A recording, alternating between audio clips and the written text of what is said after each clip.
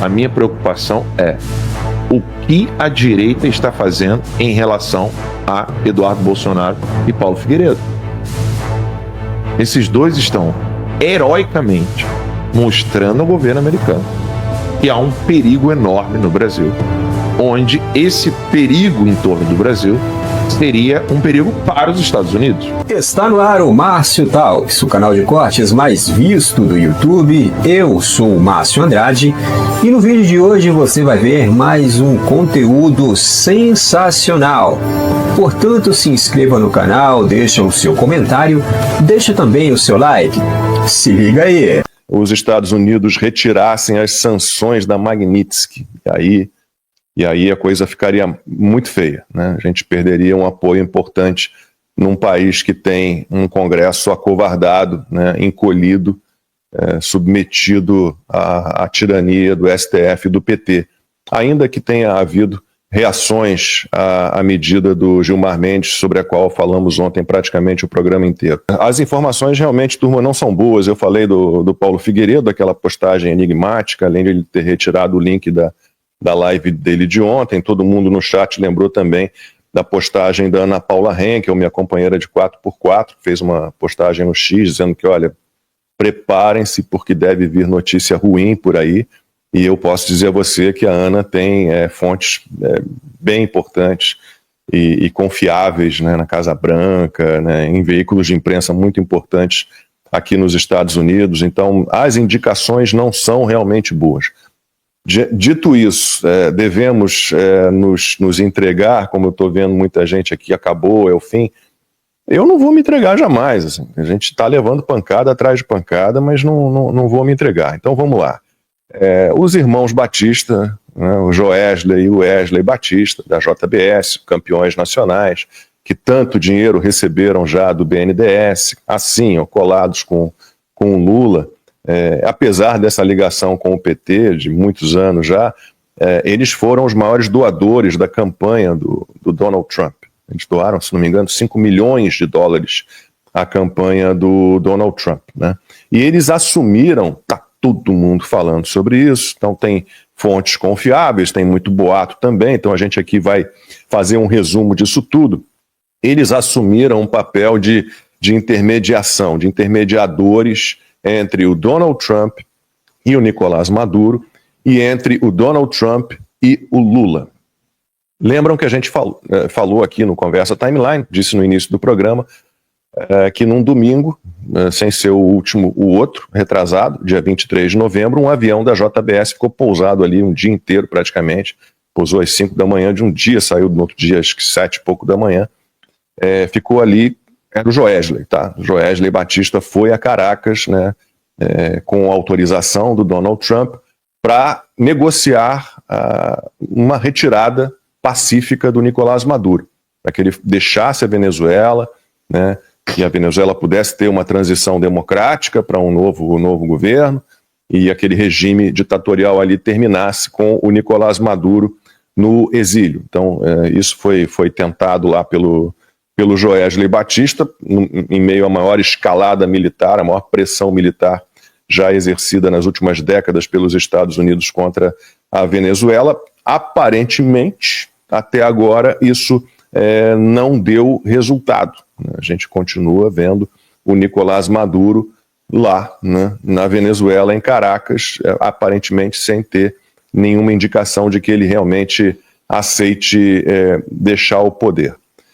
A outra questão é que há a informação de que os dois, tanto o Wesley quanto o Joesley Batista, estiveram por 2 vezes na Casa Branca, em Washington, na semana passada, conversando, não sei se diretamente com o Trump, aí eu não sei dizer, ou com representantes do governo americano, para também fazer uma intermediação entre o Donald Trump e o Lula.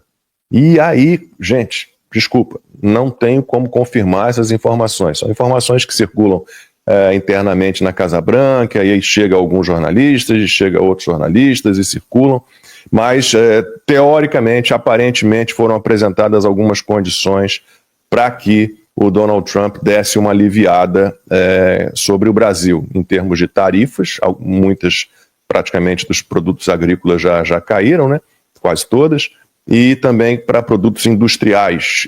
Isso estaria na mesa. E aí a gente fica em dúvida em relação às sanções da Magnitsky. Inclusive, naquela última entrevista que a gente mostrou aqui do Donald Trump, ele fala, eu conversei com Lula depois do telefonema dos dois, que também já seria algo intermediado pelos irmãos Batista. Pois é, eu conversei com ele porque nós sancionamos, né, algumas autoridades do país, então falou disso.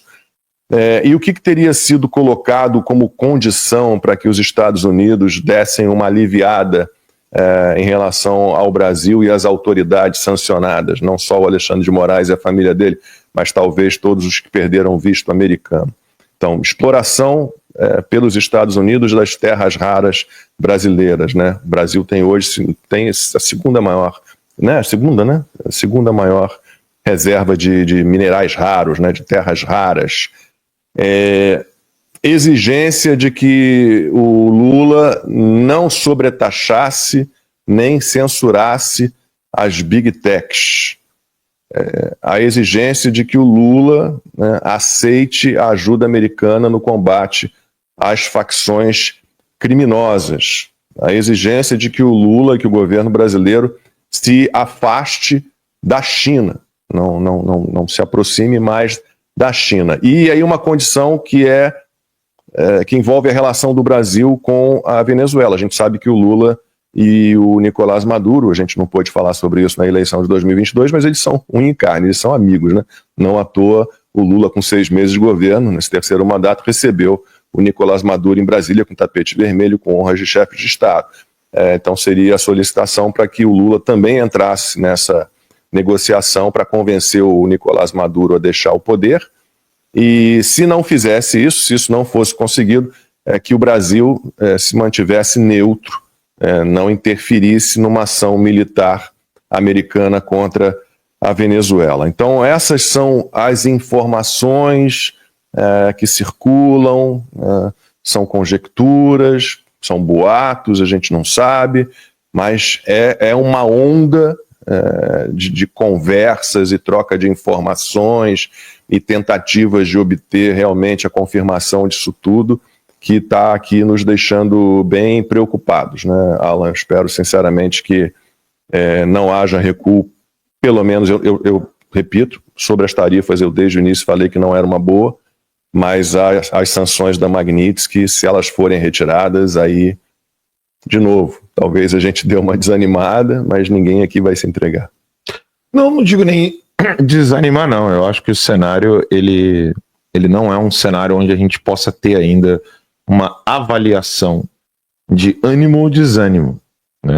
Eu vejo uma operação psicológica em andamento, para mim é evidente, porque se eu desenhar os dois cenários, todos eles dependem de Maduro sair da Venezuela.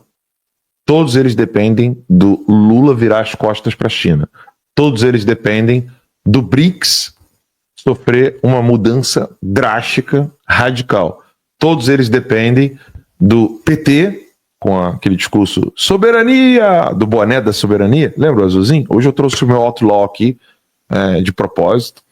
Todos eles dependem do Lula, com o boné da soberania, entregar, por exemplo, coisas do tipo como o lançamento de foguetes dos Estados Unidos no Brasil, que eram todas propostas do Bolsonaro. Se você avaliar, mesmo com conjectura, mesmo com algumas fontes que nós temos, todas as exigências do Trump em relação à Venezuela e ao Lula eram agendas de Bolsonaro. Saída do BRICS, que o Bolsonaro queria, mas nunca teve a retaguarda dos Estados Unidos para isso. Você ter qual é o nome daquele lugar para lançar o foguete? Lá sempre esqueço o nome. Alcântara, base de Alcântara. Era proposta do Bolsonaro, proposta do Eduardo. O Brasil desistir de querer ter uma moeda própria com a China, algo que o Lula está se orgulhando desde o dia 1, né, quando ele voltou à presidência. Você tem o combate ao narcotráfico como exigência. Então tudo isso está em jogo. Seria como se o Lula virasse Bolsonaro por um dia. É isso. Né? O Lula vai virar Bolsonaro por um dia E aí, de repente, realmente, você vai ter aí o que a imprensa está noticiando. Veja o tamanho da confusão, tá? Eu estou aqui com o Twitter do Eli Vieira aberto. Aí eu vou acompanhar a timeline do Twitter do Eli Vieira, tá? Olha o tamanho da confusão que está na cabeça do pessoal hoje no Brasil. 1 hora atrás, Twitter do Eli Vieira. Torço para o Cláudio Dantas está errado. O Cláudio Dantas também pinta uma queda da Magnitsky, né? Mas ele tem uma mania de estar certo. Aí ele está falando do texto que está no Cláudio Dantas, Joesley, Maduro e o fim da Magnitsky, onde o Cláudio Dantas narra que as eleições de midterm aqui nos Estados Unidos estariam como o ponto, o centro gravitacional. Com a cabeça do Trump. Que o centro gravitacional, para o pessoal entender o que é centro gravitacional, né? O Max tá outro dia até me dando umas aulinhas de física, né? Homem não consegue descer escada com o corpo assim. A mulher consegue. Onde é o centro gravitacional do homem, Max? Explica aí. Peito, né? É no peito. E o da mulher? É no quadril. É no quadril. Então a mulher, ela consegue, já viu essa trend na internet? Que a mulher consegue botar a cabeça lá embaixo, perto de por exemplo, de uma parede, o homem não. Então centro gravitacional é isso. Se você perde centro gravitacional, você cai. Então o centro gravitacional no texto do Cláudio Dantas, para o Trump, é a eleição de midterm com o preço da carne que não pode ficar alto. Eu acho um argumento muito, muito fraco para você poder ter o Trump recuando por causa de preço de carne. Mas, tá aqui o texto do Cláudio Dantas. Eu posso estar equivocado, né? A minha opinião pode estar errada, mas esse é o centro gravitacional do texto do Cláudio Dantas. Ou seja, o Trump estaria gastando 8 milhões de dólares só com a existência do Gerald Ford na Venezuela. E aí o Trump falei, foi mal, gastei muito dinheiro com militares ali perto da Venezuela, o preço da carne está alto, desisti. Eu não consigo ver o Donald Trump que eu conheço tomando esse tipo de postura. Esse é o argumento do Cláudio Dantas no texto dele, de acordo com o zoom que está rolando no Twitter. Agora, a confusão se dá aqui. Você vai pegando a timeline dos tweets menos recentes para os mais recentes do Eli Vieira, você sobe 1, 2, e o terceiro tweet depois desse, ou seja, o cara postou um tweet há 1 hora atrás, postou um outro tweet, aí o outro tweet que ele posta é esse aqui. Encarta Trump, Carvajal diz que a Smartmatic é, abre aspas, ferramenta de manipulação eleitoral, fecha aspas. Não bate. Em 3 tweets, o cara diz que o Brasil vai entrar no apocalipse. Tem que falar palavrão. Acabou, joguem as toalhas, o mundo acabou. 3 tweets depois, ele fala que o Carvajal enviou uma carta ao Trump. Onde está o Carvajal? Preso nos Estados Unidos. Preso manda carta? Mas o documento foi obtido pelo site. Deixa eu voltar aqui no tweet do Eli Vieira. O texto foi divulgado pelo site americano. Cadê? Ele botou o link ele deve ter parceria com o Cláudio Dantas, não, Oliveira. Mas o texto foi divulgado por um jornal do Texas. Esqueci o nome agora. O pessoal do chat deve estar lembrando aí qual que é. Você vê que as duas visões, elas não estão baseadas em fatos. No sentido de que nós temos especulações que fundamentam outras especulações que fundamentam outras especulações. É importante o pessoal entender o seguinte: concordar e discordar de algo é estado psicológico, é expressão de sentimento. Existe como você concordar se isso aqui é caneca ou Ferrari? Não existe concordância e discordância sobre o ser das coisas. Então isso aqui é caneca, não é Ferrari. Você não tem como concordar ou discordar desse fato, de que isso aqui é uma caneca ou uma Ferrari.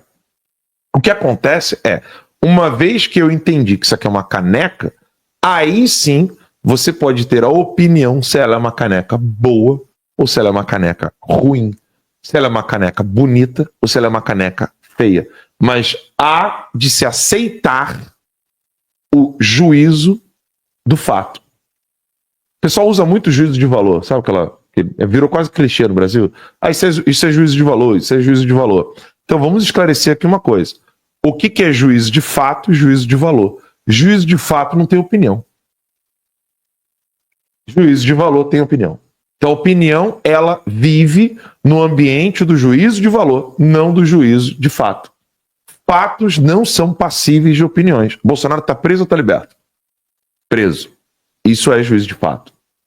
Né?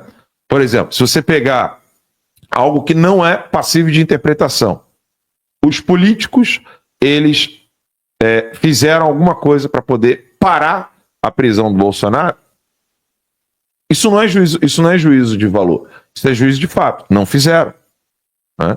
Algum partido paralisou votação, derrubou quórum, obstruiu sessão, produziu enfrentamento real contra a prisão do Bolsonaro? Isso não é passível de opinião, isso é fato. Muitos parlamentares eleitos com o voto do Bolsonaro estão negociando com o Centrão? Isso não é juízo de valor, isso é fato. A bancada evangélica, e agora estão querendo criar a bancada católica, a tal da bancada da bala, eles estão se mobilizando de modo proporcional ao peso político que eles receberam do Bolsonaro? Isso não é juízo de valor, isso é fato. Houve frente unificada, constante, de união em defesa do Bolsonaro? Isso não é passível de opinião, isso é fato. Não teve. Muitos deputados estão evitando mencionar o fato do Bolsonaro estar preso por uma questão inconstitucional, ou seja, ele não está preso, ele está sequestrado. Isso não é opinião, isso é fato. Aí que entra o problema. O meu medo não é a negociação de Joesley Batista, que certamente pousou em Caracas com autorização do governo americano. A minha preocupação não é o que o Lula está prometendo para o Trump. A minha preocupação é o que a direita está fazendo em relação a Eduardo Bolsonaro e Paulo Figueiredo. Esses dois estão heroicamente mostrando ao governo americano que há um perigo enorme no Brasil, onde esse perigo em torno do Brasil seria um perigo para os Estados Unidos. Em que sentido? Eduardo e Paulo Figueiredo apresentaram ao governo americano, e aqui eu não estou expondo nenhuma conversa que eu tive com eles, porque eu nem sequer tenho esse tipo de relacionamento e conversa com o Paulo. Então eu estou aqui trabalhando aquilo que foi noticiado. Então, o que Eduardo Bolsonaro e Paulo Figueiredo mostraram ao governo americano? Manifestações de 7 de setembro, aquela multidão enorme, o apoio que o Bolsonaro tem do povo, o amor que o povo tem por Jair Messias Bolsonaro, e disseram para ele: olha, a prisão vai fazer com que as coisas fiquem muito difíceis para o Bolsonaro, para os apoiadores de Bolsonaro, e aí nós teremos Lula uma vez, 2 vezes, 3 vezes, 4 vezes, porque o PT é um partido que, quando chega para acabar com tudo. Mais uma reunião aí do Trump e do Lula, mais um telefonema, meio que as escondidas aí, reunião secreta para lá, reunião secreta para cá. E a pergunta que não quer calar: será que o Trump ele vai manter as sanções?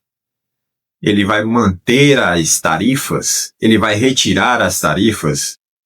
Ele vai retirar as sanções? Isso é uma incógnita, ninguém sabe. O fato é que o Trump está elogiando o Lula. Toda vez que ele conversa com o Lula, já foram 2 ou 3 vezes aí, ele diz que teve uma boa conversa e elogia o Lula. O fato é também que o Trump, ao conversar com autoridades de outros países, ele também tem essa postura de elogiar. Ele já fez isso com Kim Jong-un, ele já fez isso com Xi Jinping, enfim, até com Putin também, lá da Rússia. Ele tem essa postura de elogiar aí a pessoa que ele está fazendo negociações. Mas, enfim, com o Lula não está sendo diferente. E será que, por conta dessa boa relação com o Lula, o Trump vai retirar as sanções, vai retirar as tarifas?